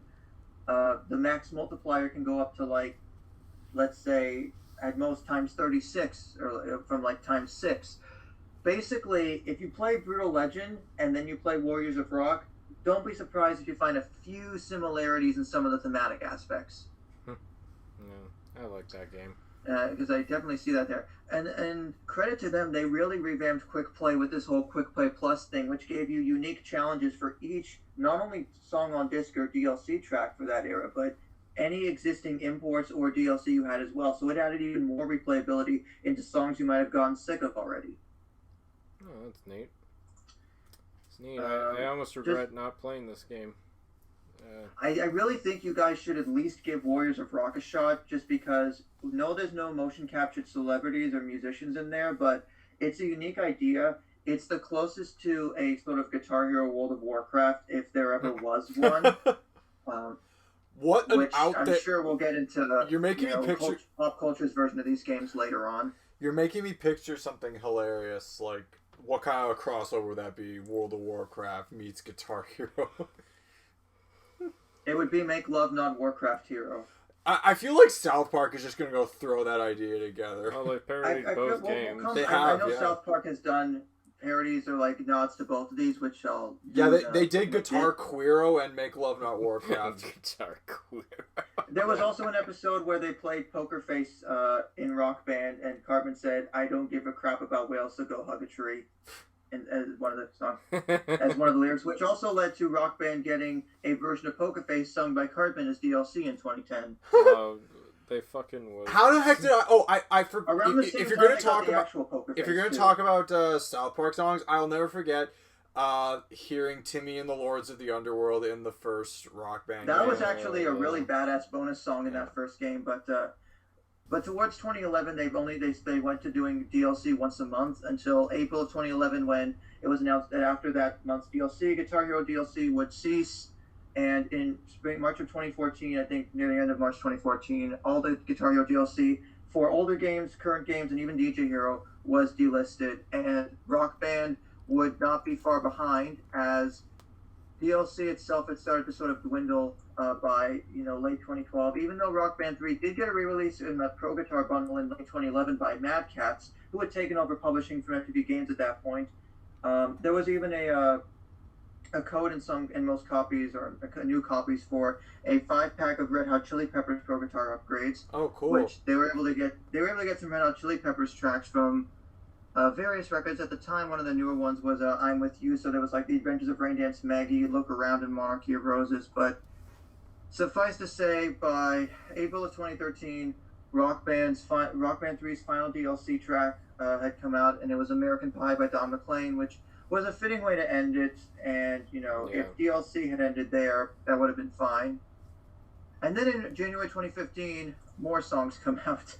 They finally come back with a few weeks of some songs in early 2015 to announce the arrival of Rock Band 4. Oh, okay. Wow, this late in the game? Activision saw that Rock Band was mounting a comeback, and they decided two can play at that game.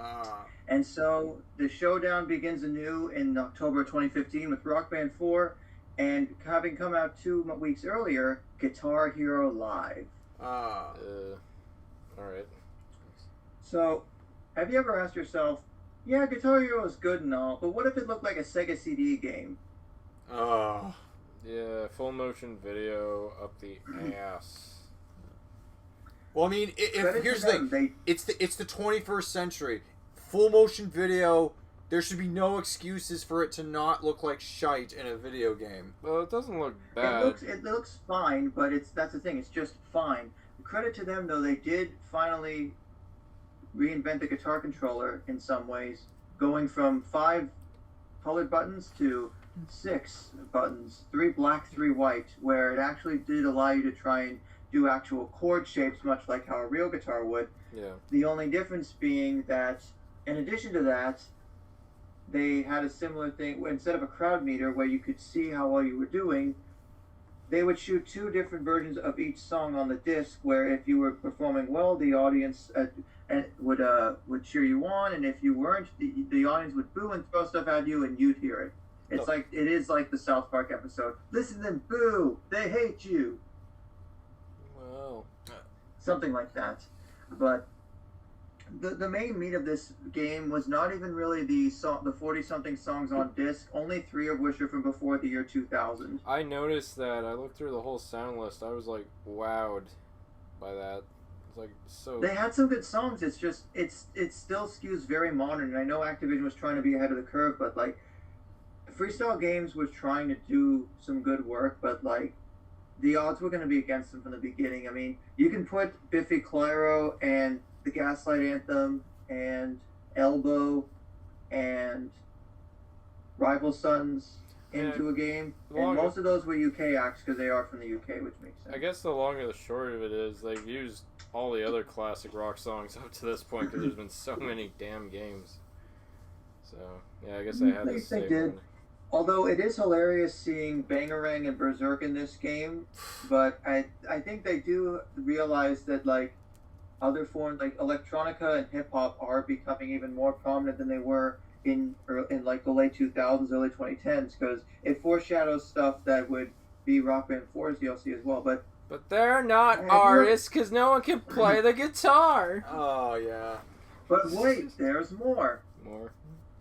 So if 40-something songs, mostly from the 2010s and on, were not appealing enough to you, then Guitar Hero TV was almost certainly for you. Think MTV, but instead of either a rotating schedule where you can play certain channels of songs, you could play songs on demand, provided you paid for, like, you had tokens, which you either earned by playing the channels, or you could pay for them with real money. Oh, great.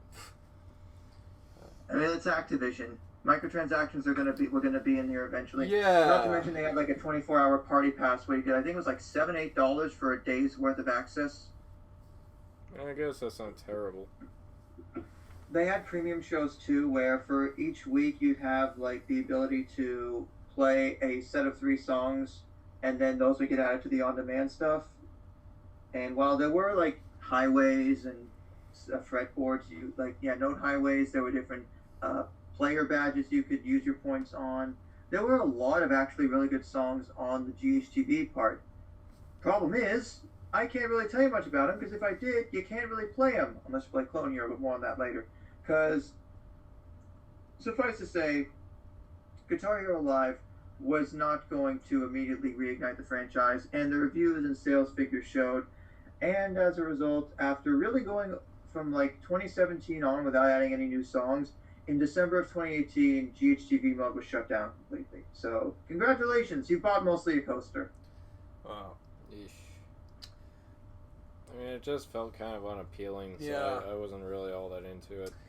It's fine, but when the bulk of your game, when 90% of your game is an mode you have to be online for, and then you shut it down only like 3-ish years in, it doesn't bode well. It's a husk. Yeah. And not to mention, like, Activision actually settled, like, a lawsuit by people that bought the game, like, just before the end of 2018. Oh, that would have blown. And, like, yeah, no, but, like, people were entitled to a refund if they bought it between, I think, November and December.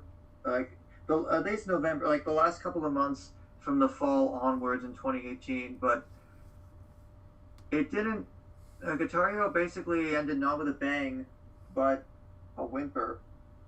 Wow. Essentially. Whereas Rock Band 4 is still going strong today, albeit there's no keyboard or pro instruments in 4, but there was an expansion in 2016 that added this multiplayer-focused thing called Rivals Mode, where there are weekly challenges, and you play them to earn XP and points, and you move up tiers. It's like how a lot of games have that engagement to keep you playing past the initial bit. Well, that's the thing. Like, if you're gonna have a game franchise that's gonna have an online community like over more than 10 years after the fact, you got to keep the engagement up. And credit's due. Like, a lot of game studios somewhat know how to do that well. 343, after they took over the Halo franchise from Bungie, can still do that. There's other examples I can give. Like, Blizzard has always been good at engagement with their community. No. See, it's topical because Activision Blizzard is actually a terrible company, especially with recent news. Yeah. I know we're talking about good things, but at the same time, that doesn't mean that their flaws are still very apparent. Yeah. And Rockstar Rockstar isn't free of controversy either. Yeah, they haven't released a game Ubisoft. in eons. Oh, yeah. But if you want to know more about, bullshit in the video game industry, watch James Stephanie Sterling's work on the Jimquisition. Okay. Yeah.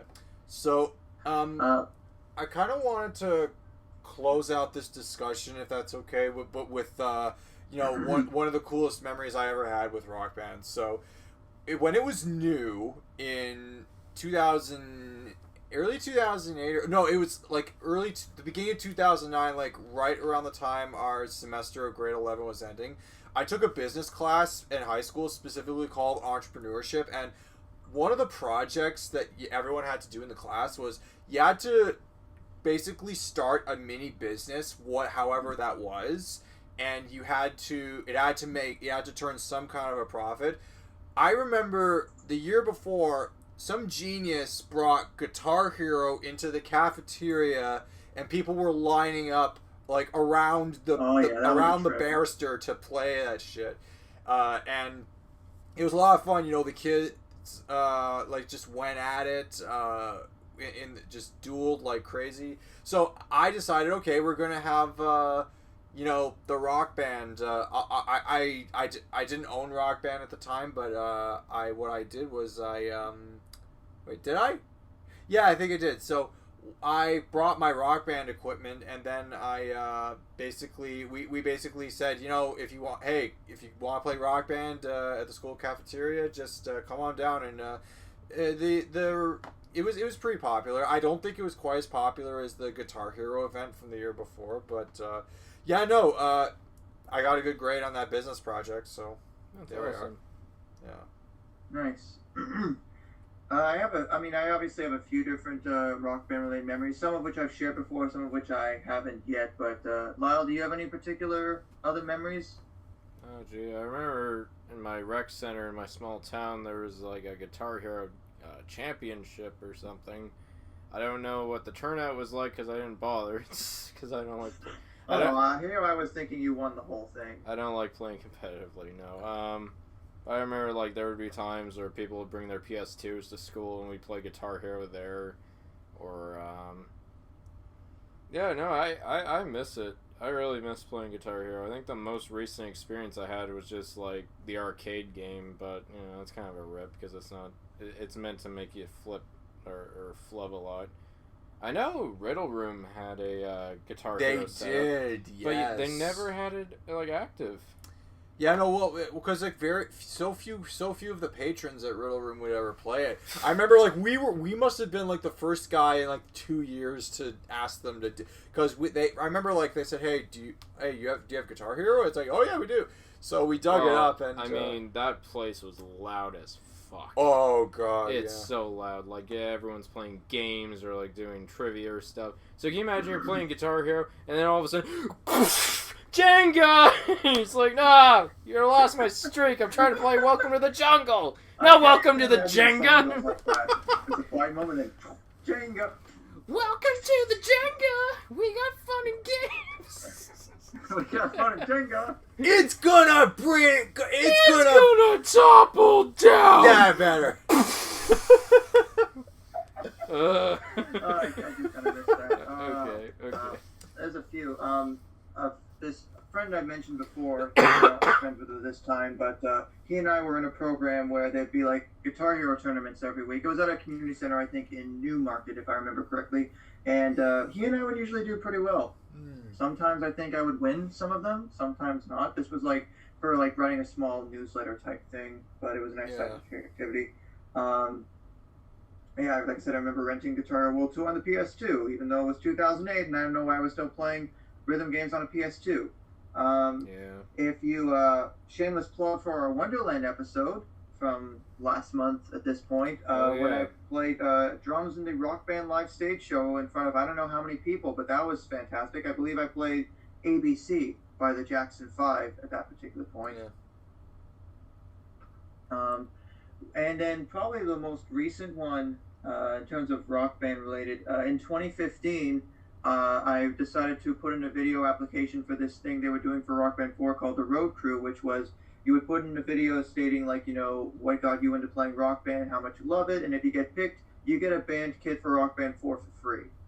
And I'm like, well, I am paying $500 for a band kit, might as well do this instead. And I got picked, and I was happy about it because I'm like, well, yeah, it's shilling for a game that I may not 100% love, but in the long run, it's better to, you know, do this and have more time and effort put in than have to put in $400 or $500. Because yeah, those band kits for Rock Band 4 were expensive. Independent era harmonics is not as great as past harmonics, and there's been examples of that. But it was fun doing some stuff for that. But then also I did a live stream of it on I think the day before release because no one had found out if e-kits would still work with Rock Band 4. And then I plugged mine in on the PS4 I had, and it just worked.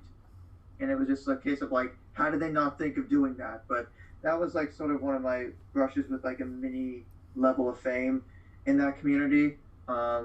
Otherwise, There was something. Oh, and then obviously with modded consoles, it's been a lot of fun going back and playing some of these older things and just messing around and having a great time. And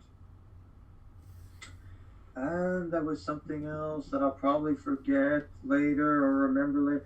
Playing Guitar Hero Arcade at Dave & Buster's, even if it's not the truest experience, just because it's like, well, it's the only thing at Dave & Buster's I would still play. I always see Dave & Buster's is like a casino for kids. Yeah, no, it's a... So, a better Chuck E. Cheese's. Yes. Essentially, yeah. Yeah.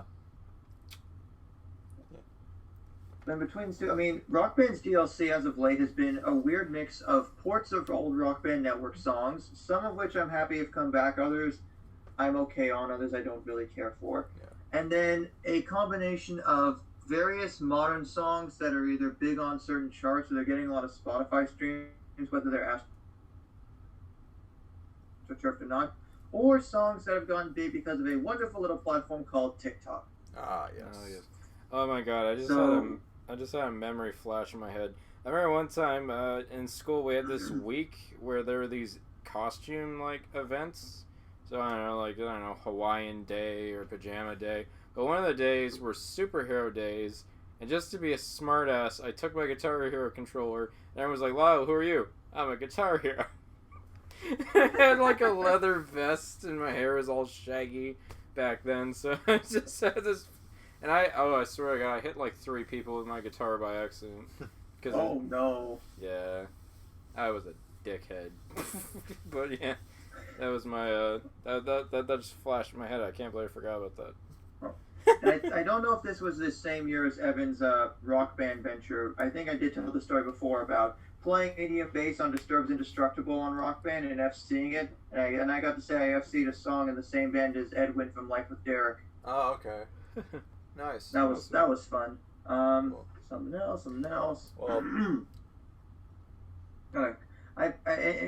case anyone in the future has been watching, I like to talk about passionate things or things I'm passionate about sometimes. In this episode, we has been really no exception. got the impression. we can tell you like these games a lot. Yeah. And it's cool that you still play them. We should all hang out and play around or something. Yeah, when the hell are we gonna play? That's what I want. When Brandon's ready to have us back. All right, Brandon, if you're listening, let's play. Let's rock. We would like to play. We would. Yeah, like the Wii commercial. Oh. We would like to switch it up. Ah, nice. Just killing it with the puns. But I was saying before with DLC songs lately having been around TikTok, let me ask you two gentlemen. Okay. What you know about Rolling Down in the Deep? Oh. I think I just went over. Do either of you feel like an astronaut in the ocean? This is all No. over Well, Astronaut in the Ocean has been a big song on TikTok this last year or so. So, actually, in late June, the original song and a cover of it were both DLC the same week. There was a song by this act Banners called "Someone to You" back in May that was big on TikTok. We've had 4 AJR songs. We've had that ILY I Love You Baby song back in February, which is essentially a sort of chill wave, that whole lo-fi beats to study to type version of that. I think it's I Can't Take My Eyes Off of You, I love you, baby. Oh, yeah. That one, for the kids. We've had 2 Machine Gun Kelly songs this year. There was a song with the late Juice WRLD and Marshmello, aka Generation Z's Dead Mouse. Late last year. It's been a weird combination of stuff. I can't really. Every time you think you have Rock Band down, they throw another curveball. But at the same time, we've gotten some actually really good songs I didn't expect we'd get. Like just a few weeks ago, we got "Sell Out" by Real Big Fish. Oh, that song rocks. That's cool. It's sardonic and satirical of the music business, but yet those horns really do it. We got Tony Hawk fans rejoice. We got Superman by Goldfinger back in March, I believe. Nice. Fuck yeah. Cool. That song rocks. Awesome. Anyways, we got Metrics, "Help I'm Alive" as well. Cool. Also essentially, Canadian. Guitar Hero has gone in one direction, Rock Band's gone in the other, and while rhythm games, although if you have a PC and you have any old instrument controllers, give Clone Hero a try. It's got guitar, it's got drums. You can play any custom charts, any rips of songs from actual rhythm games. They have online servers now, so you can actually play online with people. It's been around since 2017, but it's made huge strides these last few years. And also, get into the modding communities. There's a lot of neat stuff going on as well. There's certain Discord servers you could check out. It's a niche genre, yes, but I think definitely it happened to come along for us at the right time when it really helped develop our tastes in music. And even if it's not necessarily going back to the same reasons as we did when we were teenagers, it's still something that I play because I don't feel any pressure to. And Yeah. you can sit back and have a good time and ask everybody, are you ready to rock? And as the sort of moniker of the first few Rock Band games went, start a band, rock the world. Oh, that's a good way of doing it. Even if I wasn't like super talented or couldn't play any instruments, there's still something about it that I enjoyed coming back to, and I do enjoy playing it with you, gents, when we get the chance. Okay. I have a very quick question, and I'll try to be as succinct as possible. But if you had to pick one or the other, would you rather play Guitar Hero or Rock Band? Probably Rock Band. I feel like Josh is gonna blow a gasket with this one. Not even a question. Rock Band, just because it's been the more consistent franchise since it existed proper, and even if some of the DLC choices are not to my liking, I should say, there's no question that it's still being around the song, even if it took most of 2013 and 2014 off. The fact it's still around is and the fact that Rock Band 4 as a whole is going to be 6 years old in October of this year. It's still getting DLC. The game itself, well, with the Rivals update, it got another a smaller content update a little bit. I think a few months ago. It's not dead a second time, but I do feel because we're into the 9th gen now, and whereas some games are getting patches for things like 60 frames a second on PS5 or just more quality of life stuff for 9th gen systems, and Rock Band does not have that yet. I don't know if by 2023 there'll still be DLC. It's possible by then, and I hope I'm wrong, but I don't know if in 2 years' time there may still be DLC going. Maybe the Harmonix will take another break and focus on another side project like they have been doing in between Rock Bands 3 and 4, and even now with other games they've been doing. Anyways.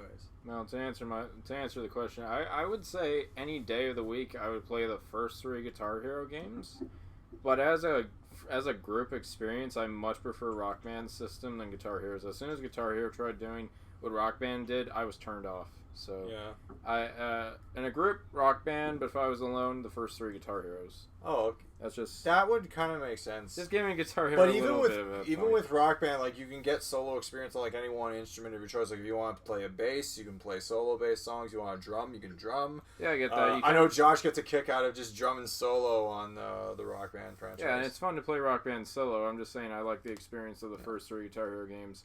But then after a while, I got tired of it. But like Rock Band was always pretty solid. Yeah. Anyways, this has been an awesome retrospective. Oh boy. It makes me want to go play it. Yeah. So to speak, audience, our lovely people, we love you. Thank you for tuning in, and rock on. You rock. Nice. I do not need. He does not need a microphone. My voice is powerful. Oh.